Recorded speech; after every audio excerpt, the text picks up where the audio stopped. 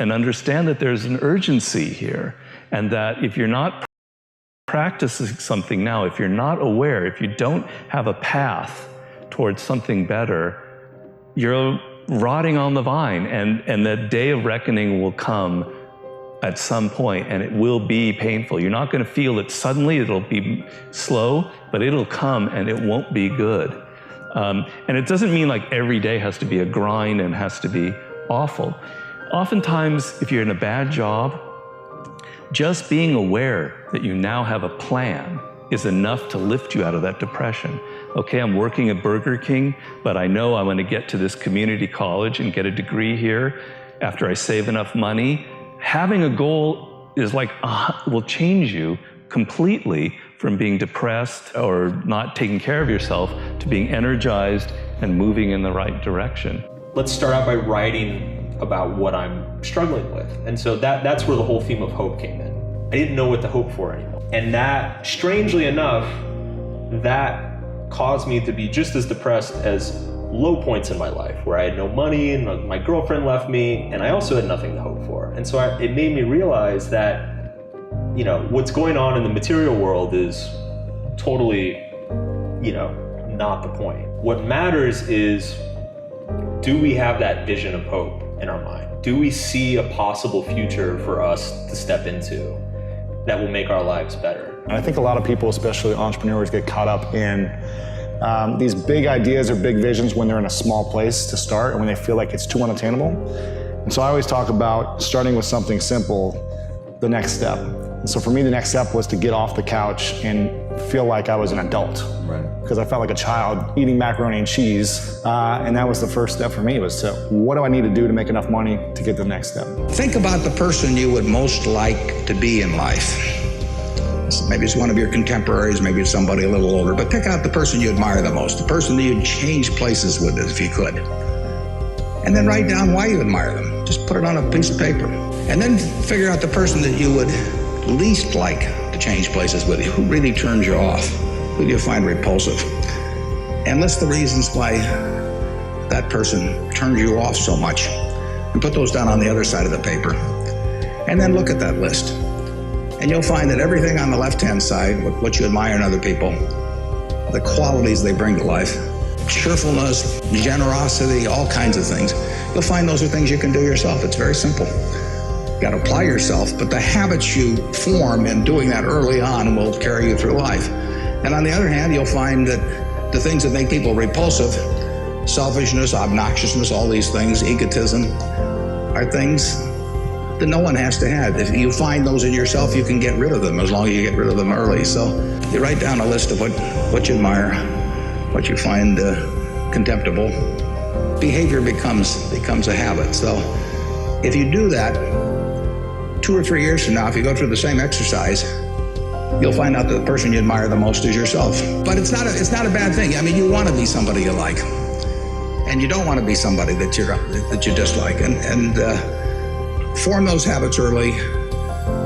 You basically can't miss. Whether it's getting my own apartment, hitting a certain amount of subscribers, making my company a certain amount of sales, whatever the next level is, losing 20 pounds, it's being clear on that vision and getting grounded on why I want to achieve that vision. And I think if my vision is to make a lot of money, then what's the purpose of that? If it's just to make money, to attract women, or for credibility or whatever it is, then it's probably not going to be as a clear of a path. It's not going to be as smooth. When I'm grounded on my principles of why do I really want to make this happen?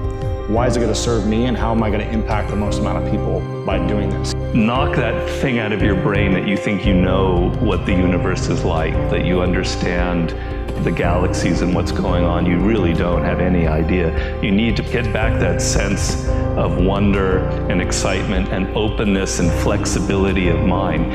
If that's all that you have, you're just going to be a child, and children don't make anything. They don't invent an iPhone, and children don't create a movie.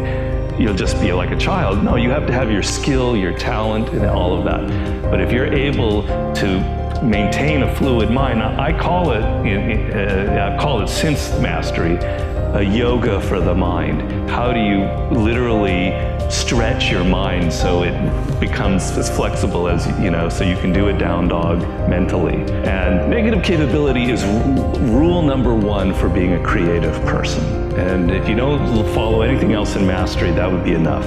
Negative capability comes from the great poet John Keats in the 19th century. He was trying to understand why Shakespeare was so creative, and he decided that he had negative capability. And it's basically the ability to keep two ideas that contradict each other in your mind without feeling uncomfortable, without having to come to a conclusion. You can think about something without rushing to judgment and conclusion. You can be in the moment. You can say, well, it could be this, it could be that, it could be that.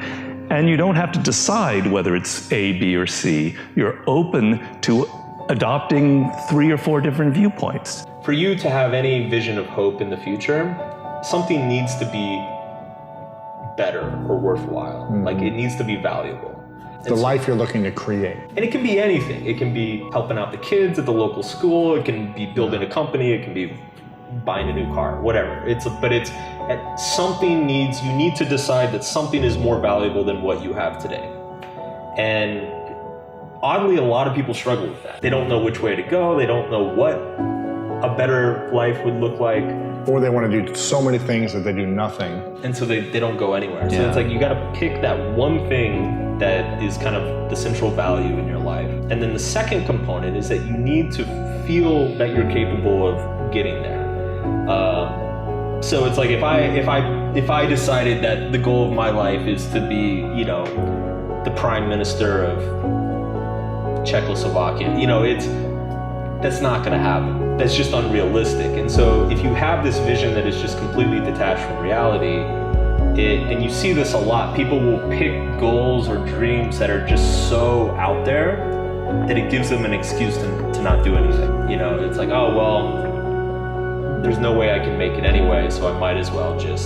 So it's about finding a vision that can kind of bring both of those things together. It's about being realistic about who you are, where you are, and then also having making a solid decision about like what is better in the world, what is a worthwhile pursuit.